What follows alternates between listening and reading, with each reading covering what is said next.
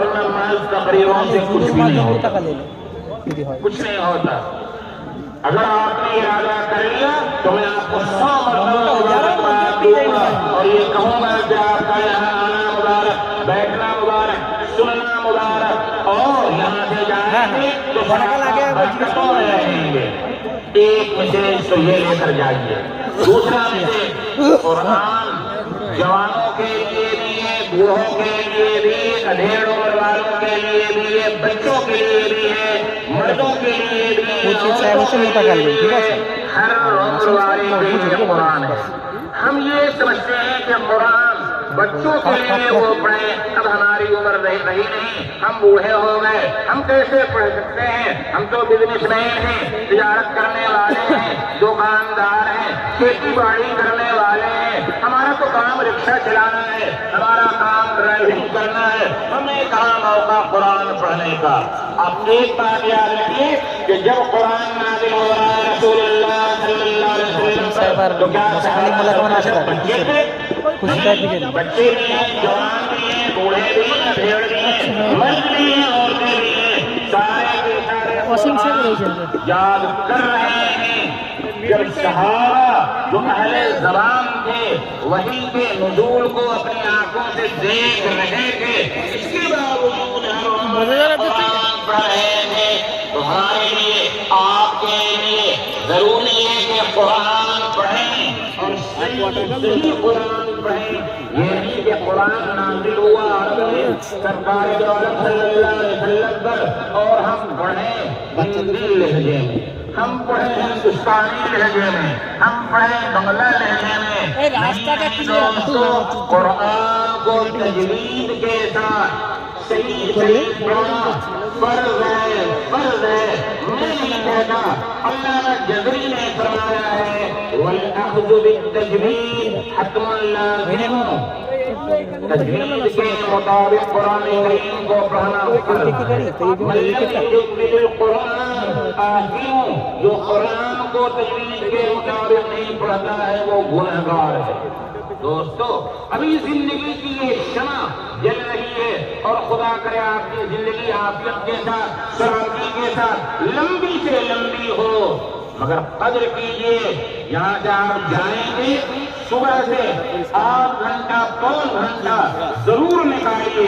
یہاں آپ بزنس کے لیے نکالتے ہیں، دوسرے کام کے لیے نکالتے ہیں، اور مجھے معاف کیجیے گا، میں آپ کا چھوٹا بھائی ہوں، بیکار کام کے لیے بھی ٹائم نکالتے ہیں۔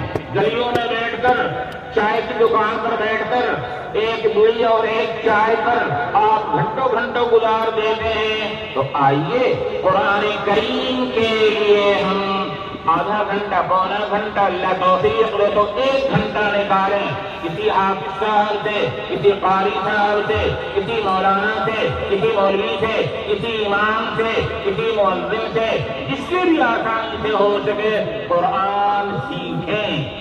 قرآن سیکھیں، صرف بیٹوں کو ہی پڑھانا کافی نہیں ہے، خود بھی سیکھنا ضروری ہے، یاد رکھیے۔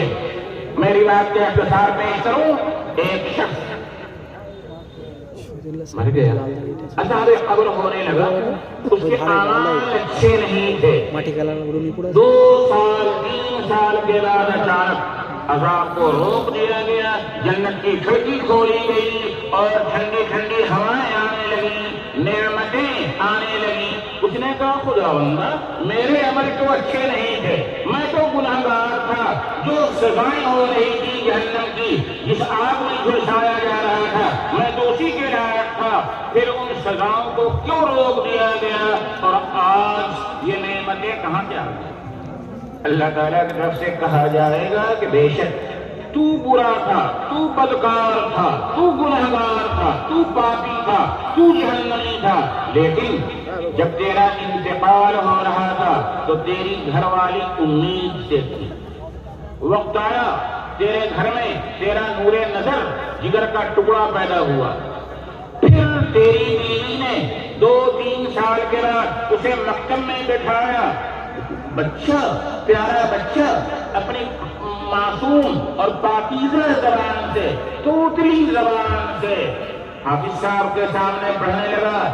حافظ صاحب نے کہا پڑھ بیٹے، بسم اللہ الرحمن الرحیم تو اس بچے نے کہا بسم اللہ الرحمن الرحیم، شروع کرتا ہوں اس اللہ کے نام سے جو بڑے مہربان نہایت رحم والے ہیں۔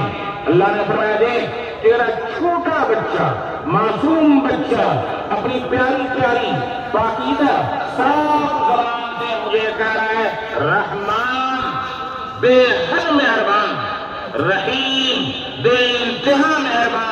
میری غیرت کو جوش آیا کہ جس کا بچہ مجھے رحمان کہے، مجھے رحیم کہے، ہر ایک پر رحم کرنے والا کہے، میں اس کے باپ کو قبر میں عذاب دوں، یہ نہیں ہو سکتا ہے۔ تیرے بچے سے بسم اللہ الرحمن الرحیم پڑھنے کی وجہ سے جا تیری بخشش کر دی گئی۔ بچے کے بسم اللہ الرحمن الرحیم پڑھنے کی وجہ سے تیری بخشش کر دی گئی، تو اگر تو خود پڑھے گا تو کیا حال ہوگا؟ آج ذہنوں میں ایک شبہ پیدا ہوتا ہے یہاں تو دیکھ اتنا قرآن کریم کو رٹ لینے سے کیا فائدہ جب اسے سمجھے نا۔ اصل تو مقصد سمجھنا ہے، سمجھ کر پڑھنا چاہیے۔ یہ جو عام بچے حفظ کر لیتے ہیں بغیر سمجھے بوجھے تو دیکھ کر رٹ لیتے ہیں، اس سے کیا فائدہ؟ یاد رکھیے ایک ہے ثواب پانا اور ایک ہے عمل کرنا۔ بے شک قرآن پر عمل کرنے کے لیے اس کا سمجھنا ضروری ہے، سمجھے بغیر قرآن پر عمل نہیں ہو سکتا ہے۔ لیکن ثواب تو صرف لفظوں کے پڑھنے سے حاصل ہوتا ہے، اس کے لیے سمجھنا ضروری نہیں ہے۔ امام احمد بن حنبل نے 99 مرتبہ اللہ تعالیٰ کو خواب میں دیکھا، 99 مرتبہ اللہ تعالیٰ کو خواب میں دیکھا۔ دوستو اس دنیا میں اللہ تعالیٰ کو خواب میں تو دیکھا جا سکتا ہے، مگر ان آنکھوں سے اس دنیا میں اللہ کو نہیں دیکھا جا سکتا، کیونکہ ہماری ان آنکھوں میں اتنی کیپیسٹی نہیں ہے کہ ہم دنیا میں اللہ تعالیٰ کو دیکھ سکیں۔ امام احمد کی خواہش کے اگر ایک مرتبہ اور اللہ تعالیٰ کو دیکھ لوں تو ایک بات پوچھوں۔ چنانچہ ایک مرتبہ اور اللہ کی زیارت ہو گئی، پورے 100 مرتبہ۔ انہوں نے پوچھا یا اللہ یہ بتائیے کہ آپ سے سب سے زیادہ قریب بندہ کس عمل کے ذریعے ہو سکتا ہے؟ اللہ تعالیٰ نے فرمایا اس کتاب قرآن کے ذریعے۔ کہا یا اللہ سمجھ کر پڑھنے سے یا بے سمجھے پڑھنے سے؟ اللہ نے فرمایا کہ چاہے سمجھ کر پڑھے یا بے سمجھے پڑھے، ہر حال میں میرا قرب اور میری نزدیکی اس کو حاصل ہوگی۔ دوستو ثواب تو ہر حال میں ملے گا، چاہے سمجھ کر پڑھے یا بے سمجھے پڑھے، البتہ سمجھنے کی بھی کوشش کرنی چاہیے۔ تو قرآن کو اپنی زندگیوں میں ڈھالو۔ دوسری بات، تیسری بات میں 2 منٹوں میں کہنا چاہوں گا کہ ہم اللہ کے فضل سے مسلمان ہیں، رسول اللہ صلی اللہ علیہ وسلم کے نام لیوا ہیں، آپ کی شیدائی ہیں، تو آئیے شیدائی عاشق رسول صرف زبانی کہنے سے کوئی نہیں بنتا ہے، بلکہ رسول اللہ کی سیرت کو، آپ کے اخلاق کو اپنانا ضروری ہے۔ آپ کے اخلاق کو اپنانے بغیر محبت کا دعویٰ، عاشقی کا دعویٰ یا رسول اللہ ہم آپ کے عاشق میں دعویٰ جھوٹا ہے۔ ایک مثال، اگر کسی کو کسی سے محبت ہو جائے، محبوبہ اس سے لیتی نہیں ہے، عاشق بے چاہت بے اضطراب ہے، بے چین ہے، اچانک ایک رات گلی میں ملاقات ہو جاتی ہے، عاشق کہتا ہے کہ میں تم پر جان دیتا ہوں اور تم ہو کہ مجھے دیکھتی بھی نہیں۔ وہ کہتی اچھا مجھ پر جان دیتے ہو، میرے چاہنے والے ہو، تو چلو یہاں نہیں، برسات کی رات میں 2 بجے کی رات میں جب بجلی چمک رہی ہو، آسمان گرج رہا ہو، بارش ہو رہی ہو، فلاں جنگل میں پہاڑ کے نیچے آنا، وہاں ملاقات ہوگی، وہاں ہم تم سے بات کریں گے۔ اب جو کٹنگ کا عاشق ہوگا، کلر کا عاشق ہوگا، وہ کہے گا نہیں تھا، یہ ہمیں منظور نہیں ہے، ہم آدھی رات میں وہاں جائیں، سانپ کاٹ لے گا، بچھو ڈنک مار دے گا، بجلی گر جائے گی، ہم مر جائیں گے، اسے اپنی جان کا خطرہ سامنے ہوگا۔ لیکن جو سچا عاشق ہوگا، اگر محبوبہ نے 2 بجے کا ٹائم دیا ہے، وہ مغرب بعد سے جا کر انتظار کرے گا، محبوبہ نے کہہ دیا ہے تو ہمیں کرنا ہے۔ جب چند روز کی محبوبہ کی محبت کا یہ حال ہو سکتا ہے تو سوچئے وہ محبوب دو عالم، وہ محبوب اس پر خود خدا عاشق ہے، اگر ہم اس سے محبت کا دعویٰ کریں لیکن آپ کی سنتوں پر، آپ کی حدیثوں پر، آپ کی ہدایات پر عمل نہ کریں، یہ جھوٹا دعویٰ ہے، بالکل جھوٹا دعویٰ ہے۔ آپ سے سچی محبت یہ ہے کہ رسول اللہ صلی اللہ علیہ وسلم کی سیرت کو اپنائیں، سنت کو اپنائیں، زندگی میں ڈھالیں، آپ کے اخلاق کو اپنائیں۔ کیسے اپنائیں؟ ایک دو حدیث کا ترجمہ صرف کر دیتا ہوں۔ ایک فتح مکہ کے موقع پر جب افراتفری مچی تھی، ایک بوڑھی عورت پیچھائی جا رہی تھی سامان لادے ہوئے کہیں باہر، سرکار نے دیکھ لیا، سرکار چلے گئے، اماں کہاں جا رہی ہو؟ اگر کہو تو میں سامان تمہارا ڈھوؤں۔ بڑھی اماں نے کہا بیٹا لے لے۔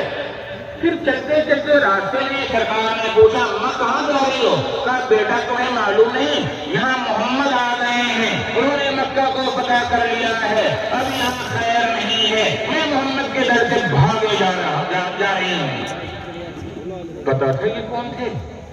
سرکار نے فرمایا اماں میں ہی محمد ہوں، میں ہی محمد ہوں، ایک دشمن کا سامان سر پر لاد کر جا رہے ہیں اور اسی تلخ باتوں کا کوئی جواب نہیں، فرماتے اماں میں ہی محمد ہوں۔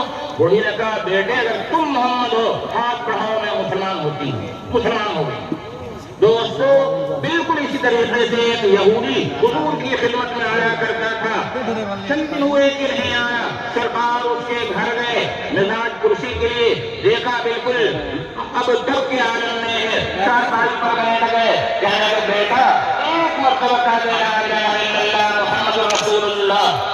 اس لڑکے نے آنکھیں کھولی، یہودی نے آنکھیں کھولی، اپنے ابا کو دیکھا، آنکھوں سے اشارہ کیا میں کیا کروں، اس کے بعد نے کہہ دیا ابو قاسم صلی اللہ علیہ وسلم رسول اللہ کی بات مان لے۔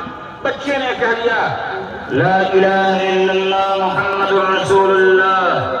سرکار کو اتنی خوشی ہوئی کہ چہرہ کھل گیا، آپ خوش ہو گئے، فرمایا الحمدللہ الذی انقذہ من النار، اللہ کا شکر ہے اللہ نے اس کو جہنم سے بچا لیا۔ ایک حدیث اور آدھے منٹ سے بھی کم میں، ایک سرکار کا بڑا دشمن تھا، جانی دشمنی رکھتا تھا، اس نے سوچا کہ آج سرکار کو تکلیف پہنچانی چاہیے، وہ آیا آپ کے یہاں مہمان بن گیا، سرکار کے گھر خالی کیا، جو کچھ تھا پیش کر دیا۔ اس نے سوچا کہ سارا کھانا ختم کر دو تاکہ یہ لوگ بھوکے رہیں، یہاں بھی دشمنی نکال رہا ہے، سارا کھانا کھا گیا۔ گھر والوں کو بھوکا رکھنے کے لیے سرکار نے بکریوں کے دودھ پیش کیے، وہ بھی پی گیا۔ سلایا سرکار نے اور اس کو اپنے بستر پر، جس پر جبریل امین آتے تھے، آنے کے لیے اجازت لیتے تھے، اس پر ایک غیر مسلم کو آپ نے سلایا، انسان تھا، رات میں پیٹ خراب ہو گیا، اس کے دستانے لگے، کپڑے خراب، بستر رسول خراب، کمرہ خراب ہو گیا، اسے غیرت آئی، شرم آئی، وہ وہاں سے راتوں رات بھاگ گیا کہ صبح لوگ دیکھیں گے تو کیا کہیں گے بھاگ گیا۔ جب صبح ہوئی تو اسے یاد آیا کہ میری تلوار اسی کمرے میں چھوٹ گئی ہے، تلوار لینے واپس آیا، ادھر اس نے دیکھا کہ سرور عالم صلی اللہ علیہ وسلم اپنے اس پاکیزہ ہاتھ سے جس سے جبریل امین کی مصافحہ کرنے پر فخر محسوس کرتے تھے، اس پاکیزہ پھول سے زیادہ نازک، عطر سے زیادہ خوشبودار ہاتھ سے اس دشمن کی گندگی کو، اس کی لیٹرین کو صاف کر رہے ہیں۔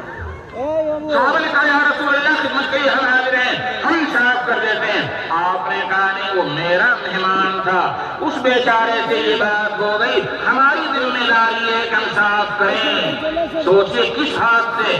آپ اپنے ہاتھ سے اس کی لیٹرین صاف کر رہے ہیں۔ اتنے میں وہ آ گیا، اس نے دیکھا یہ منظر تو پانی پانی ہو گیا اور کہنے لگا یا رسول اللہ ہاتھ بڑھائیے، ہم تو مسلمان ہو گئے، مسلمان ہو گیا۔ رسول اللہ کے شہدائیوں، رسول اللہ کے چاہنے والوں، دل و جان سے قربان ہونے والوں، آؤ محبت کے دعوے کو سچا کر کے دکھاؤ اس طریقے سے کہ اگر آپ کے پڑوس میں کوئی بیمار ہے، یہ مت دیکھے کہ ہمارا رشتے دار ہے، یہ بھی مت دیکھے کہ ہمارا مذہب ہے، اپنا ہو بیگانہ ہو، ہم مذہب ہو غیر مذہب کا ہو، کوئی ہندو بھائی ہو، ہر ایک کے گھر جائیے، اگر اللہ نے آپ کو 2 پیسے دیے ہیں اس غریب کی مدد کیجیے۔ اگر آپ کہیں جا رہے ہو اپنے بائک سے، پیچھے کی سیٹ خالی ہے، آپ دیکھیں کوئی بوڑھا، کوئی کمزور، کوئی بچہ جا رہا ہے، جہاں تک اس کو جانا ہے، اگر آپ کا راستہ بھی وہی ہے، پیچھے کے سیٹ پر بیٹھا رہے ہیں تو کیا مصیبت آ جائے گی؟ یہ مت دیکھیے کہ ہمارا اپنا نہیں، پتہ نہیں کون ہے، نہیں، کوئی راہی مسافر ہے، کوئی غیر مذہب کا ماننے والا ہے تو وہ بھی خدا کا بندہ، وہ بھی خدا کا بندہ، اسے بیٹھا لیجیے۔ بس پوری زندگی یہ کوشش کیجیے کہ ہماری زبان سے، ہمارے ہاتھ سے، ہمارے پیر سے، ہمارے کسی عضو سے کسی کو کوئی تکلیف نہ پہنچے۔ جہاں تک ہو سکے دوسروں کو فائدہ ہی پہنچائیے اور دوسروں کی برائی سے محفوظ رہیے، بس یہ پیغام لے کر جائیے، پھر دیکھیے اسلام کا چہرہ صاف کیسے نظر آتا ہے۔ اور ایک منٹ میں آخری بات، کامیابی رسول اللہ صلی اللہ علیہ وسلم کی سنتوں پر عمل کرنے سے ہوگی۔ میں بڑی وضاحت کے ساتھ کہہ رہا ہوں، خاص طور پر علماء سے، خاص طور پر مدارس والوں سے کہہ رہا ہوں، سنو، کامیابی صرف کلام سے نہیں ہوگی، کامیابی رسول اللہ کی سنتوں پر عمل کرنے سے ہوگی۔ ہم عوام کو کیا کہیں؟ ہم اپنے کو کہتے ہیں کہ ہم جو کام کریں، دینی ہو دنیاوی ہو، ہر کام میں دیکھیں کہ یہ کام سنت کے مطابق ہے یا نہیں۔ اگر سنت کے مطابق ہے اللہ کا شکر ادا کریں، اور اگر سنت کے مطابق نہیں ہے، شوبازی ہے، اللہ سے معافی مانگیں، اللہ سے معافی مانگیں۔ بس یہ 4-5 باتیں آپ پلے میں باندھ لیجیے اور گرہ سے باندھ لیجیے اور پوری زندگی ان پر عمل کرنے کی کوشش کیجیے، انشاءاللہ آپ کی زندگی میں ایک اچھا انقلاب آئے گا، زندگی سنور جائے گی دوستو۔ ورنہ سننے کو تو آپ سنتے چلے آئے ہیں، سنتے رہیں گے، اور اللہ کرے آپ سنتے رہیں، مگر عمل سے زندگی بنتی ہے جنت بھی جہنم بھی، عمل سے زندگی بنتی ہے جنت بھی جہنم بھی۔ یہ خاکی اپنے فطرت میں نہ نوری ہے نہ ناری ہے۔ دوستو میں نے آپ کا کافی وقت لے لیا ہے، میں معافی چاہوں گا، آپ سے معافی چاہوں گا، لیکن خدا کے واسطے چلتے چلتے ایک چھوٹے بھائی کی بات یاد رکھیے، قرآن کو زندگی میں اپنائیے، پڑھیے، سمجھنے کی کوشش کیجیے، بچوں کو پڑھائیے۔ نمبر 2، اخلاق نبوی کو اپنائیے، حضور صلی اللہ علیہ وسلم کے اخلاق کو، آپ کی سیرت کو اپنائیے۔ اسی کے ساتھ ساتھ سنتوں کا اہتمام کیجیے، سنت پر عمل کیجیے، اور ہر کام سے پہلے یہ دیکھیے کہ یہ سنت کے مطابق ہے یا نہیں۔ سنت کے مطابق ہے تو اللہ کا شکر ادا کیجیے، اس کے مطابق نہیں ہے تو معافی مانگیے، معافی مانگیے۔ خدا ہمیں اور آپ کو سب کو ہماری کوتاہیوں پر بخش دے، اللہ کے بخشش کی کوئی کمی نہیں ہے۔ یہ باتیں مجھے کہیں کی میں نے عرض کر دی ہیں، اپنے من میں ڈوب کر پاجا سراغ زندگی، اپنے من میں ڈوب کر پاجا سراغ زندگی، تو اگر میرا نہیں بنتا نہ بن، اپنا تو بن۔ وآخر دعوانا الحمدللہ رب العالمین۔